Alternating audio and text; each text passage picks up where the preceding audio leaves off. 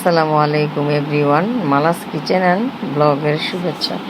অনেক দিন যাবৎ আমি ভিডিও আপলোড করতেছি না, কারণ আমার মোবাইল হ্যাং করতেছে অনেক দিন যাবতই। আবার আমার কণ্ঠটাও ঠান্ডা পানি খেতে খেতে এই প্রচণ্ড গরমে বসে গেছে। এর জন্য আমি কোনো ভিডিও ভয়েস দিতে পারতেছি না, এই কারণে ছাড়তেছি না।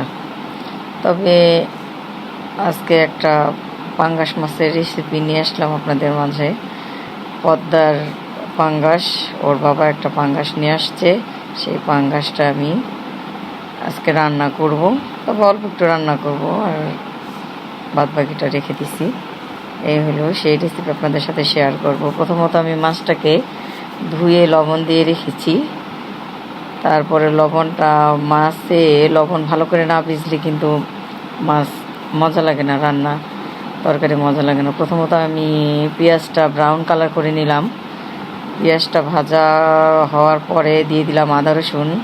তারপরে মশলার মধ্যে সব কিছু মেশানো থাকে, যেমন মরিচ, হলুদ, জিরা, ধনিয়া, তেজপাতা। আমি একসাথে এগুলি সব ভাঙাই নিয়ে আসি, দিয়ে দিলাম।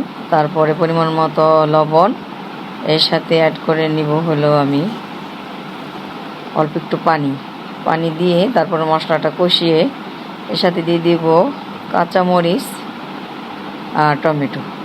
এই যে আমি মশলাটা কষাই নিতেছি, একটু পানি দিয়ে দিব। পানিটা দেওয়ার পরে একটু ভালো করে কষাই নেওয়ার পরে তারপরে এখানে দিব হলো কাঁচামরিচ আর টমেটো দেওয়ার পরে একটু কষিয়ে তারপরে পরিমাণ মতো আমি ঝোল দিয়ে দিব। আর পাঙ্গাসের অনেক ইতিহাস, একদিন বলবো। কারণ কি, কেউ খেতে পছন্দ করে, কেউ বছরের পর বছর খাওয়াতে পছন্দ করে। এই পাঙ্গাসেরও অনেক ইতিহাস আছে। পাঙ্গাসের ইতিহাস আরেকদিন বলবো, আপনাদের মাঝে শেয়ার করব। এই যে আমি টমেটোটা অ্যাড করে দিলাম।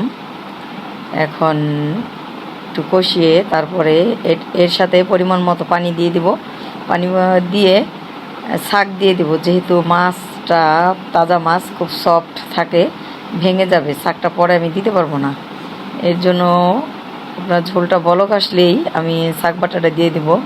আর শাকের রেসিপি আমি আরেকদিন শেয়ার করব আপনাদের মাঝে। আমরা বিক্রমপুরের মানুষ, আমরা তরকারিতে শাক বাটা না দিলে আমাদের ভাল লাগে না। আর এই যে দেখেন মাছের লেঞ্জুটা, এই লেঞ্জুটা খাবে আমার বস।